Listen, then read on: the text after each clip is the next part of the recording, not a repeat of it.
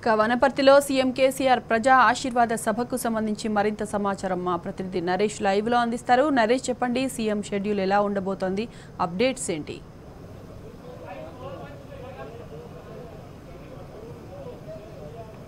సాయిమాధవి, వనపర్తి నియోజకవర్గంలో నిర్వహించేటటువంటి ప్రజా ఆశీర్వాద సభకు సర్వం సిద్ధమైంది. వనపర్తి జిల్లా కేంద్రంలో ఉన్నటువంటి పాలిటెక్నిక్ కళాశాల ప్రాంగణంలో ఈ సభను ఏర్పాటు చేశారు. ఈ సభ ప్రాంగణం పక్కనే హెలిప్యాడ్ను కూడా ఏర్పాటు చేయడం జరిగింది. 3 గంటల ప్రాంతంలో సీఎం కేసీఆర్ హెలికాప్టర్ ద్వారా వనపర్తికి చేరుకుంటారు. ఉమ్మడి పాలమూరు జిల్లాలో ఇవాళ 2 సభలలో సీఎం కేసీఆర్ ప్రసంగించనున్నారు. మొదటగా అచ్చంపేట నియోజకవర్గంలో నిర్వహించేటటువంటి ప్రజా ఆశీర్వాద సభకు హాజరవుతారు. అక్కడి నుంచి వనపర్తికి సీఎం కేసీఆర్ వస్తారు. వనపర్తి నియోజకవర్గంలో నిర్వహిస్తున్నటువంటి ఈ సభకు సంబంధించినటువంటి ఏర్పాట్లన్నీ కూడా పూర్తి కావడం జరిగింది. మంత్రి నిరంజన్ రెడ్డి యొక్క సభ ఏర్పాట్లను దగ్గరుండి పర్యవేక్షిస్తున్నారు. వనపర్తి నియోజకవర్గంలో ఉన్నటువంటి 8 మండలాలు, 2 మున్సిపాలిటీల నుంచి పెద్ద ఎత్తున బీఆర్ఎస్ పార్టీ శ్రేణులు, సీఎం కేసీఆర్ అభిమానులు, ప్రజలు ఈ సభకు తరలిరానున్నారు. దీనికి సంబంధించినటువంటి ఏర్పాట్లను ఇప్పటికే పూర్తి చేయడం జరిగింది. వనపర్తి నియోజకవర్గంలో నిర్వహించినటువంటి అభివృద్ధి పనులు, భవిష్యత్తులో చేయబోయేటటువంటి పనుల గురించి సీఎం కేసీఆర్ ప్రసంగించనున్నారు. సీఎం కేసీఆర్ ప్రసంగం కోసం బీఆర్ఎస్ పార్టీ శ్రేణులు, ప్రజలు, అభిమానులంతా కూడా ఎదురు చూస్తున్నారు. బీఆర్ఎస్ పార్టీ మేనిఫెస్టో ప్రకటించిన తర్వాత సీఎం కేసీఆర్ ప్రజా ఆశీర్వాద సభల పేరుతో జనాల దగ్గరికి వెళ్లి ప్రసంగిస్తూ ఉన్నారు. పెద్ద బహిరంగ సభలు నిర్వహిస్తున్నారు. బహిరంగ సభలకు వేలాది మంది ప్రజలు వచ్చి ఈ యొక్క బీఆర్ఎస్ ప్రజా ఆశీర్వాద సభలను విజయవంతం చేస్తూ ఉన్నారు. సీఎం కేసీఆర్ వనపర్తి నియోజకవర్గంలో చేపట్టబోయేటటువంటి పనుల గురించి ఏం మాట్లాడతారు అనే దానిపై బీఆర్ఎస్ పార్టీ శ్రేణులంతా కూడా ఆసక్తిగా ఎదురు చూస్తూ ఉన్నారు. ఇదే అంశానికి సంబంధించి మనతో పాటు మాట్లాడడానికి Wanaparthy municipal vice chairman Sridhar ఉన్నారు. అన్న, ఏం పరిస్థితి, ఎట్లా ఏర్పాటు చేశారు? మేనిఫెస్టో ప్రకటన తర్వాత పెద్ద ఎత్తున బీఆర్ఎస్ పార్టీ ప్రజల్లోకి వెళ్తా ఉంది, ఎట్లా స్పందన? మరి ముఖ్యంగా గడిచిన అసెంబ్లీ ఎన్నికల ప్రచార సభలో మాన్య ముఖ్యమంత్రి వర్యులు వనపర్తికి వేదికగా వనపర్తి నియోజకవర్గానికి ప్రకటించినటువంటి అన్ని పనులను పూర్తి చేసి జిల్లా కేంద్రం ఏర్పాటుతో పాటు వనపర్తికి కావాల్సినటువంటి మెడికల్ కళాశాల, ఇంజనీరింగ్ కళాశాల, రోడ్డు విస్తరణ, ఇలా అనేక పనులను పూర్తి చేసి 70 సంవత్సరాల స్వాతంత్ర చరిత్రలో ఎన్నడూ జరగని అభివృద్ధిని వనపర్తికి అందించినటువంటి ఘనత మాన్య ముఖ్యమంత్రి కేసీఆర్ గారిది. దీనికి కృషి చేసినటువంటి నిరంజన్ రెడ్డికి చేదోడు వాదోడుగా నిలిచినటువంటి ముఖ్యమంత్రి గారికి అత్యంత బ్రహ్మాండమైనటువంటి ఘన స్వాగతం పలికేందుకు 1,00,000 మంది తరలి వచ్చేటటువంటి ప్రక్రియ ఇప్పటికే గ్రామాల్లో స్టార్ట్ అయింది. ఎక్కడికక్కడ బస్సులు నిండినాయని, జీపులు, కార్లు అన్ని నిండినాయని ఫోన్లు వస్తూ ఉన్నాయి మాకు.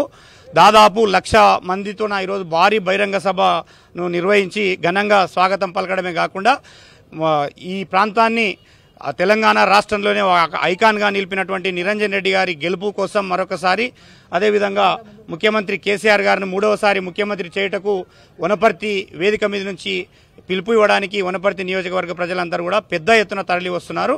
దీనికి మొదటి నుంచి కూడా నిరంజన్ రెడ్డి గెలుపు ఖాయమైంది. అవతల పార్టీల నాయకుల అభ్యర్థులే ఇప్పటికీ ఖరారు కాలేదు. ఈ ఎన్నిక వన్ సైడ్ ఉంటుంది అనేది ప్రజల్లో చర్చ ఇప్పటికే జరిగిపోయింది.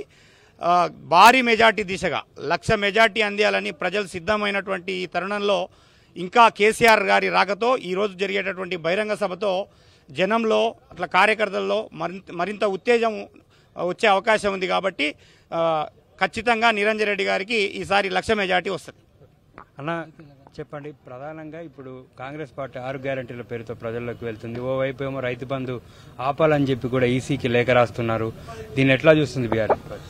వాస్తవంగా కాంగ్రెస్ పార్టీ రైతులను నిండా ముంచిందే కాంగ్రెస్ పార్టీ. ఇవాళ రైతులందరూ కూడా వాళ్ళ పంట పొలాల్లో పంటలు పండించుకొని సుఖంగా ఉంటే మరి కళ్ళలో కారం పోసుకుంటున్నది కాంగ్రెస్ పార్టీ.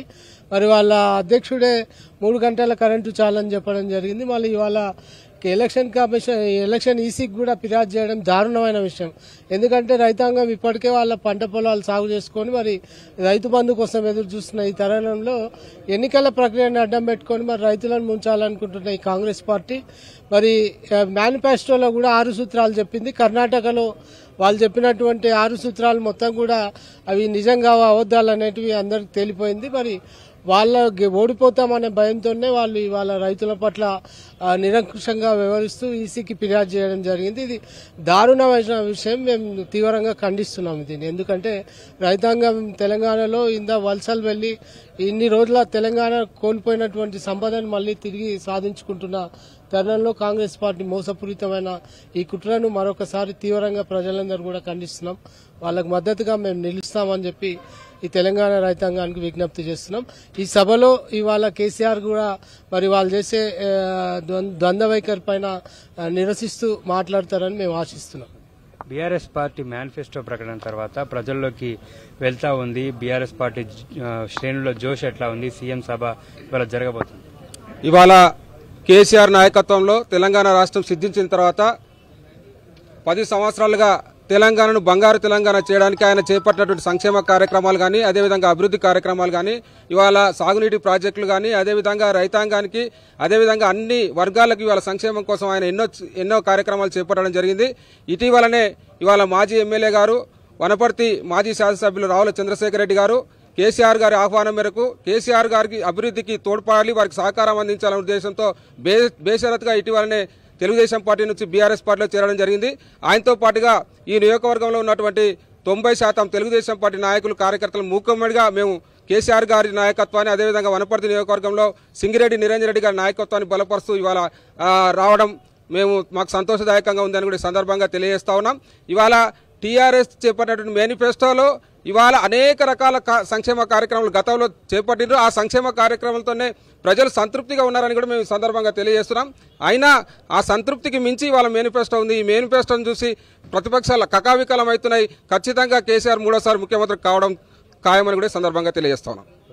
రైతు బంధు రద్దు కోసం కాంగ్రెస్ పార్టీ లేఖ రాసిన తర్వాత సీఎం కేసీఆర్ ఇవాళ ఏ విధంగా దాని మీద స్పందించబోతారు అనేటటువంటి ఆసక్తి ప్రజల్లో నెలకొంది, రైతుల్లో నెలకొంది.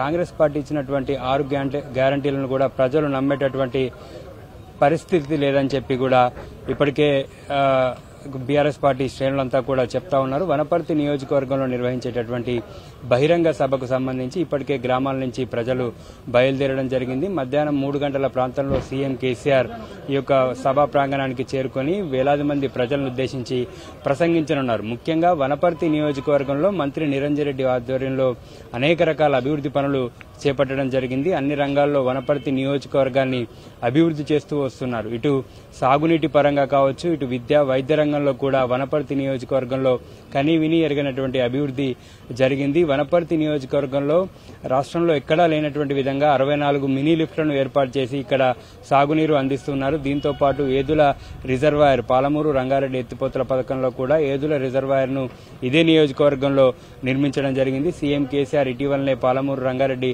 ప్రాజెక్టును కూడా ప్రారంభించడం జరిగింది. నియోజకవర్గంలో జరిగినటువంటి మరో ప్రధానమైనటువంటి అభివృద్ధి పని వనపర్తి జిల్లా కేంద్రంలో రోడ్ల విస్తరణ. దశాబ్దాలుగా పెండింగ్ లో ఉన్నటువంటి ఈ యొక్క రోడ్ల విస్తరణను కూడా వనపర్తి నియోజకవర్గంలో చేపట్టడం జరిగింది.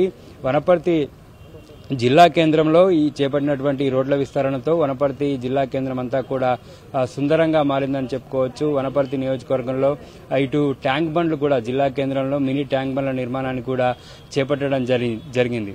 ఇలా తాగునీరుతో పాటు విద్యా వైద్య రంగంలో విద్యాపరంగా వచ్చేసి ఇక్కడ ఇప్పటికి జేఎన్టీయూ కళాశాలను మంజూరు చేయడం జరిగింది. మరోవైపు వైద్య కళాశాలను, నర్సింగ్ కళాశాలను, బీఎస్సీ అగ్రికల్చర్ కళాశాలను, బీఎస్సీ అగ్రికల్చర్ పాలిటెక్నిక్ కళాశాలను కూడా ఇక్కడ ఏర్పాటు చేయడం జరిగింది. వనపర్తికి ఇంతకు ముందే విద్యాపరితి అనేటటువంటి పేరు కూడా ఉంది.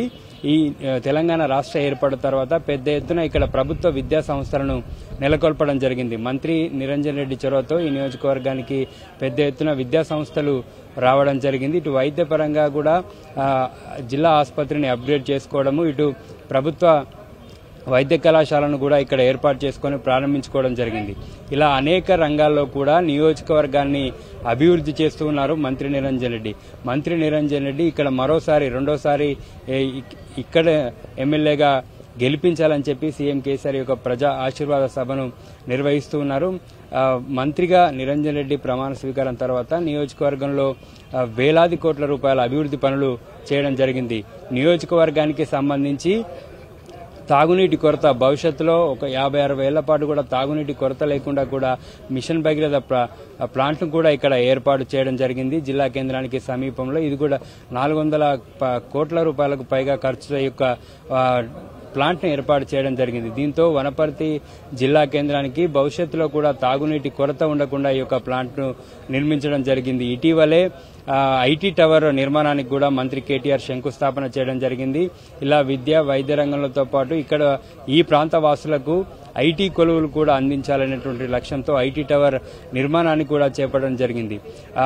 వనపర్తి జిల్లా కేంద్రంలో ఇక్కడ ఉన్నటువంటి ప్రజల జీవన ప్రమాణాలు పెంచడమే లక్ష్యంగా అనేక అభివృద్ధి కార్యక్రమాలను చేసుకుంటూ వస్తూ ఉంది తెలంగాణ ప్రభుత్వము. మంత్రి నిరంజన్ రెడ్డి చొరవతో ఈ యొక్క అభివృద్ధి పనులన్నీ కూడా దాదాపుగా పూర్తి కావడం జరిగింది. మరికొన్ని అభివృద్ధి పనులు ప్రస్తుతం జరుగుతున్నాయి. ఇలా నియోజకవర్గానికి సంబంధించినటువంటి అభివృద్ధి పనులకు కావచ్చు, భవిష్యత్తులో చేపట్టబోయేటటువంటి అభివృద్ధి పనుల గురించి కూడా సీఎం కేసీఆర్ ఏం ప్రసంగిస్తారు, ఏం చెప్తారనేటువంటి ఆసక్తితో కూడా వనపర్తి ప్రజలు ఎదురు చూస్తూ ఉన్నారు. ఉమ్మడి పాలమూరు జిల్లాలో 2 సభల్లో సీఎం కేసీఆర్ పాల్గొంటారు. ఇటు కాంగ్రెస్ పార్టీ రైతు బంధును ఆపాలి, ఎన్నికల కోడ్ పేరుతో రైతు బంధును ఆపాలనేటువంటి ఈసీకి లేఖ రాయడం జరిగింది. దీనిపై సీఎం కేసీఆర్ ఎలా స్పందిస్తారనేటువంటి ఆసక్తి ఇటు రైతుల్లో నెలకొనుంది. సాయిమాన్.